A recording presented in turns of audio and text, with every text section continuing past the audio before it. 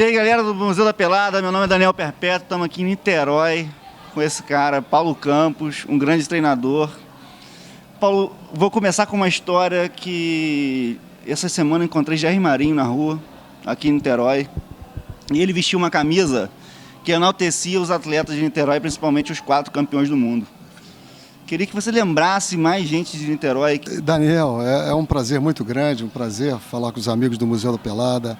Parabéns, porque realmente vocês trazem de volta um passado não muito distante, mas que trouxe muito orgulho a todo o país, não somente a Niterói. Você falou Jair Marinho, você falou Gerson, né? Você falou diversos amigos, Leonardo, Edmundo, ok? E não pode esquecer também Roberto Miranda, atacante do Botafogo, da seleção brasileira, e outros, né? E a nossa vida era Niterói. Eu tive a felicidade de jogar futebol de praia, que antigamente era 11 contra 11, não é o beach soccer, futebol de salão, que também era do passado, e o futebol de campo, federado. Então, era a nossa vida. E o Museu da Pelada era que, acima de tudo, nós brincávamos de jogar futebol, era paixão. Eu lembro até, Daniel, que em diversos momentos, na Praia de Caraí, nascido na Praia de Caraí, vamos dizer assim, eu lembro que os obreiros, quando terminavam o almoço, eles iam para a Praia de Caraí jogar futebol e nós entrávamos com eles, após eles almoçarem. E não existia esse negócio de congestão, não. Era de barriga cheia e os obreiros estavam lá jogando futebol pelado e nós participando. Então, essa vida toda de Niterói era, acima de tudo, trouxe muita alegria. Poxa, Gerson, imagina, tivemos até, jogava no futebol de praia, Gerson jogava futebol de praia antes de se tornar o grande Gerson. E isso tudo era ali na Praia de Caraí. E diversos grandes jogadores se formaram, que posteriormente foram para o futebol de campo, Carlos Alberto, ponta direita do Flamengo, entendeu? Então, diversos jogadores saíram das peladas de Niterói, posteriormente para as equipes de futebol e foram para o Rio de Janeiro, para as grandes equipes profissionais. Isso mesmo. Uma coisa interessante, Paulo, é que você foi para o mundo do treinador muito novo, né? Você se formou em Educação Física, foi isso? Eu me formei em Educação Física na Gama Filho, na grande Gama Filho, isso em 1978, e fiz mestrado e depois fui convidado para ser professor da própria universidade na área de futebol e de treinamento esportivo. E muito jovem, eu recebi o convite para trabalhar no Vasco da Gama, isso foi em 78. Foi até o professor Antônio Lopes que me fez o convite para começar a trabalhar com ele e aproximadamente 6 meses depois, um treinador famoso, falecido, um dos grandes mestres do futebol brasileiro, Otto Glória, que foi treinador da seleção portuguesa em 66, no Mundial na Inglaterra, ele me convidou para trabalhar na Nigéria como treinador para iniciar minha carreira. E eu achava que, por ser muito novo e com dificuldade naquela época de falar inglês, eu achava que eu teria dificuldade. E ele falou comigo, não, você tem perfil de que vai ser treinador. Quer assumir essa responsabilidade? Mesmo você sendo jovem, faça um curso intensivo de inglês, que daqui a pouco você estará apto a passar instruções uma língua nova para você. Eu conversei com família e tudo, muito jovem, 21, e ia ter jogadores de 28, 29, 30 anos na equipe na Nigéria, que é um dos grandes do futebol africano. E acabei assumindo essa responsabilidade, fui, e graças a seu Otto, graças ao Antônio Lopes, eu tive essa oportunidade e passei, hoje, agora em junho, eu completo 40 anos como técnico profissional e passei por 12 países, graças a esse início aos 21 anos. E tive essa oportunidade de África, Ásia, Europa, Estados Unidos, América do Norte, tudo, além dos clubes que eu trabalhei aqui no Brasil, de agradecer demais ao futebol. E eu queria que, ainda nesse início da sua carreira, queria que você me dissesse o quanto o futebol amador, o quanto o peladeiro Paulo Campos ajudou nessa sua formação como treinador. Olha, ali é aprendizado. Ali você observa que o conhecimento é através do talento. Você vê quem são os jogadores que vão se sobressair, entendeu? Porque ali é paixão, a pelada é paixão. Muitas vezes você está descalço, você chuta uma pedra no campo de terra, o que seja, você chuta, arranca o tampão do pé, do dedo, entendeu? Mas não pode parar, você não para. Muitas vezes você na linha vai jogar de goleiro para não deixar com que a pelada acabe. Então isso você se forma como... usando a criatividade, usando a qualidade, usando o talento, e isso é uma baita formação. A vida é a formação, a pelada é a formação. Os grandes jogadores de antigamente, da onde saíram? Saíram de pelada. Então, o Brasil antigamente se notabilizava por talentos em quantidade. O Brasil é uma fábrica de talentos. Mas da onde saíram? Saíram exatamente da pelada, dos campos de terra. Em todos não existia tanto prédio, tanto edifício, eram campos de futebol, eram campos de terra, de grama, de jardim, entendeu? Então, esses talentos apareciam e gradativamente iam para os clubes começavam realmente com um trabalho maravilhoso de iniciação, de organização, de disciplina, e daí o futebol brasileiro se notabilizou como o maior futebol do mundo. E eu espero que agora na Rússia a gente possa reviver essa época. Bacana. A gente não tem como falar com você sem falar de Luxemburgo e sem falar de Real Madrid. Mas antes ainda, eu queria que você que passou por vários continentes, e principalmente nos continentes que o futebol não é tão forte, apesar de ter vindo aumentando muito, crescendo muito, queria que você comentasse esse crescimento do futebol asiático e do Oriente Médio e da África. Olha, naquela época... Quando eu fui para lá, isso foi em 1981, não se falava muito do futebol asiático nem do futebol africano. Se falava do sul-americano e do europeu. Tudo bem. Então, o que nós encontramos lá, na África principalmente, eram jogadores, entre aspas, naturais. Não existia muito trabalho de clube, de formação. Na África, os jogadores jogavam aqui no cimento. Os garotos aprendiam a jogar no cimento. Só que você via talentos. E os principais jogadores africanos, se você for fazer uma passagem pela história, a maioria dos craques africanos foi jogar na Europa, nos grandes clubes europeus. Eu vou contar para você uma situação. Eu trabalhava na seleção da Libéria. E existia um jogador na nossa seleção chamado George Weah. George Weah veio para o Brasil com a seleção da Libéria. Nós trouxemos para passar aqui uma pré-temporada de um mês. E o George Weah, que ninguém conhecia na época, ele me pediu que eu tentasse conseguir um clube brasileiro para ele jogar. Ele já sonhava em jogar no Brasil. Eu apresentei ele no Flamengo e apresentei ele no São Paulo. Como o futebol africano não era conhecido, não deram oportunidade ao George Weah. Anos depois, ele foi visto pela seleção da Libéria por um empresário francês, o levou para a Europa, o levou para a França, ele foi jogar no Mônaco, ele foi jogar no Milan, ele se tornou bola de ouro da FIFA como o melhor jogador africano.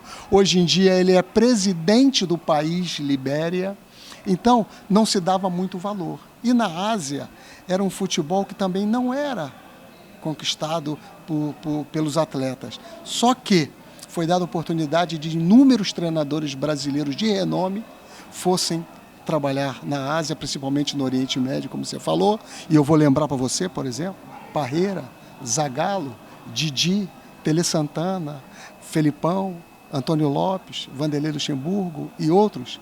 Esses treinadores de nome deram conhecimento, deram experiência. O futebol asiático, principalmente ali do Oriente Médio, posteriormente China, Japão, Coreia, começou a crescer e hoje em dia a gente pode falar que disputa de igual para igual, porque também a FIFA deu oportunidade de diversos países disputarem Copa do Mundo. Então, cresceu muito e não somente ficou entre a América do Sul e Europa. Hoje o futebol é universal, hoje a qualidade é grande. Hoje, quantos jogadores sul-americanos nós temos aqui no Brasil jogando hoje? Então, eu acho que é muito bonito isso e pode ter certeza, a pelada ajudou demais esse crescimento do futebol mundial. E a gente tem que chegar nos Galácticos, o Real Madrid. Queria que você contasse a sua passagem, como é que foi a experiência, como é que era olhar em volta e ver aqueles nomes todos juntos, como é que era a sua parceria com o Luxemburgo também. A primeira vez que eu trabalhei com o Vanderlei, eu tinha saído da seleção brasileira sub-20, nós tínhamos disputado o Sul-Americano e o Pan-Americano de Santo Domingo, e eu fui convidado para trabalhar no Palmeiras, para montar a segunda equipe do Palmeiras, que naquela época era chamada de Palmeiras B. Wagner Love, Diego Souza, Correia, Diego Cavalieri, grandes jogadores, grandes jovens de futuro. E eu lembro que 2 semanas depois o Vanderlei foi convidado para ser o novo treinador do Palmeiras. E começamos a trabalhar em conjunto. Eu observava os treinos dele, ele observava os meus, ele ia ver os jogos da equipe B, ele chamava a nossa equipe titular para fazer coletivos contra a equipe reserva do Palmeiras, da equipe principal do Palmeiras. E com isso fizemos uma amizade, fizemos um trabalho bonito. Ele até levou 8 jogadores da minha equipe para a equipe principal. E fizemos amizade e 3 anos depois, eu sonhava, por ter passado por África, por Ásia, eu sonhava em um dia ser treinador na Europa. E de repente eu estou em minha casa e recebo um telefonema do Vanderlei. Ele tinha ido 6 meses antes para técnico da equipe dos Galácticos do Real Madrid, Ronaldo, Zidane, Beckham, Roberto Carlos, Raul, Cacilhas, meu Deus do céu, Robinho, nossa, o Júlio Batista, Sérgio Ramos, foi contratado aos 19 anos do Sevilha, foi o Vanderlei que o contratou e o fez o grande zagueiro, né? Então eu recebo um telefonema, Vanderlei me convidando para ser assistente dele no Real. Eu chorei. Literalmente eu chorei naquele dia. Era a realização de um sonho, não de um sonho pequeno. Eu, sonhava ir para a Europa como treinador, ser assistente do Vanderlei diretamente e principalmente num dos maiores clubes do mundo, como o Real Madrid, na época dos Galácticos. Então foi maravilhoso a convivência, os treinamentos. Você imagina Zidane treinando como era, imagina Ronaldo, Roberto Carlos no dia a dia, como era treinando. Meu Deus! E Papai do Céu me deu essa oportunidade, o Vanderlei me deu, o Real Madrid me deu. E hoje em dia a gente conta história, mas conta com orgulho, com satisfação. Você lembra quantos países, assim, mesmo que seja aproximadamente? Eu trabalhei em 11 países. Aqui no Brasil eu tive a oportunidade de ser técnico do Fluminense, do Náutico, do Paraná, do Paysandu, do Criciúma, do Vila Nova, do Palmeiras. Grandes clubes, trabalhei no Vasco, no Botafogo. Entendeu? Foram grandes clubes. Agora, lá fora, eu trabalhei em 4 países africanos, como eu falei anteriormente, Nigéria, Libéria, Gana e Sudão. Na Ásia, eu fui treinador da seleção do Catar e a seleção do Kuwait. Ainda trabalhei nos Emirados Árabes Unidos e na Arábia Saudita. E nos Estados Unidos, eu trabalhei na Califórnia e trabalhei em Nevada. E na Europa, além do Real Madrid, eu passei em 4 clubes gregos. Foi maravilhoso também, foi a continuação do continente europeu. Eu acho que para eu completar a nível de planeta Terra, eu acho que só falta a Oceania.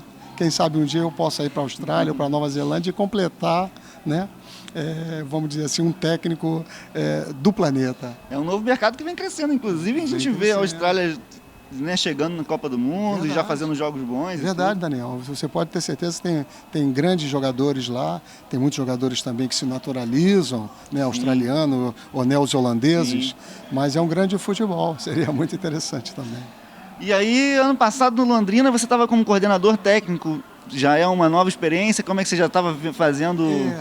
Eu voltei da Grécia e o ex-presidente que trabalhou comigo no Paraná Clube, ele assumiu o Londrina e me convidou para ser coordenador técnico, uma nova função, até pela experiência, conhecimento, uma nova função na minha carreira do clube. Então eu trabalhava tanto para a equipe profissional como trabalhava para a base também. Sim. Mas ao mesmo tempo, aproveitando a minha experiência como técnico, eu fazia análise de todos os adversários. Então, por exemplo, o Campeonato Brasileiro da Série B, eu viajava para ver os adversários futuros do Londrina. Era o Cláudio Tencati, que era o treinador mais longevo no futebol brasileiro, quase 7 anos no Londrina. E, ao mesmo tempo, durante a Primeira Liga, eu que fui observar o Fluminense das quartas de final, fui observar o Cruzeiro durante a semifinal e fui observar o Atlético Mineiro, que foi o nosso adversário de final. E o Londrina acabou se tornando o campeão da Primeira Liga, foi uma bênção, foi um sonho. E esse ano eu estava lá com o Marquinhos Santos, outro excelente profissional, mas infelizmente há 3 semanas atrás tive um probleminha de coração, tive que colocar um stent na coronária direita. Isso me tira do futebol pelo menos durante um mês e meio, até fazer um novo exame. Mas a gente continua acompanhando, analisando, observando de fora, mesmo que esteja em casa descansando, a gente continua acompanhando o futebol. Sim, interessante até ressaltar o trabalho do Londrina, né, que vem subindo no Campeonato Estadual, no Campeonato Brasileiro, vem esse trabalho de manter um treinador por tanto tempo e ter um coordenador técnico bem experiente como você, bem bacana. E antes desse probleminha aí, a pelada, como é que é? Foi exatamente numa pelada, né? É o nosso mundo, né? Não tem jeito. É, eu com 2 dias eu estou morando agora em São José dos Campos, em São Paulo, e eu jogando uma pelada com amigos lá, comecei a sentir dores no peito, e essas dores se irradiaram para os braços, mão. Eu comecei a suar frio, ânsia de vômito, perdendo a cor. Eu, por trabalhar com esporte e futebol, eu senti que poderia ser alguma coisa a nível cardíaco. E a gente não pode perder chance, não pode dormir. Sim. Não pode dormir, não pode descansar. Eu perguntei aos amigos da pelada se tinha algum médico no local, não tinha. Aí eu pedi que chamasse a ambulância, que eu estava passando mal. A ambulância chegou em 15 minutos, tem que parabenizar o SAMU, a UPA 24 horas, o Hospital Municipal, o Hospital Pio XII, onde eu fiz a cirurgia, e foi verificado que eu estava com problema realmente de coração, e fiz um cateterismo e angioplastia com a colocação do stent na coronária direita, e eu agora hoje eu estou completando 3 semanas após essa cirurgia, após a implantação do stent, mas me sinto bem, me sinto feliz, e foi a pelada que foi meu início de tudo e que no momento de dificuldade me apresentou. Poderia ter sido em outro momento, caminhando na rua ou dormindo, mas a pelada ela me marcou mais ainda, porque me trouxe uma necessidade. Paulo, vai verificar a tua saúde, e graças a Deus eu estou aqui bem, conversando com você, conversando com os amigos do Museu da Pelada. É verdade, muito bacana te encontrar assim, e é isso mesmo, né? Te apresentou, te deu um alerta do que poderia ser algo pior se você aguentasse mais. A pelada como sempre. E no campo, qual a posição que você fica? Agora, vamos esperar um pouquinho, mês que vem, próximo mês já estarei de volta, se Deus quiser. Eu fico lembrando, meu Deus, na época a gente jogava ponta esquerda, a gente tentava aniquilar aqueles laterais direitos, né? E depois, posteriormente, trabalhando com futebol, tentando ajudar jovens. Eu falo até hoje com o Wagner Love, que está na Turquia. Aí ele me chama de mestre. Fui buscá-lo com 16 anos no juvenil. Então, esses momentos são momentos inesquecíveis, alegria. Thiago Silva era reserva no Fluminense, na época que eu assumi o Fluminense. Marcelo era da categoria de juniores, hoje a lateral esquerda do Real Madrid. Não, coisas maravilhosas que a gente observa no mundo da bola e que eu espero que o Museu da Pelada, com tanta gente que está sendo entrevistado, podendo passar um pouquinho da experiência de cada um, cada vez mais cresça, cada vez mais se torne um das grandes, acima de tudo, ilustrações do que é a pelada, do que é o futebol, do que é o nosso Brasil. É isso, é muito importante, a gente sempre fala isso, muito importante a gente tentar resgatar esse futebol que hoje vai se perdendo e fazer com que isso fique guardado para que as outras pessoas que vierem possam saber quem foi Paulo Campos, quem foi Jair Marinho, quem foi todo mundo que passa por aqui pelo nosso museu. Um prazer muito grande te encontrar, viu? Prazer todo meu, muito obrigado. Muito bom mesmo. Maravilhoso, muito legal. Obrigado. Muito legal. Prazer Sucesso, muito grande. saúde, boa Obrigado. recuperação. Obrigado. Um abraço, pessoal.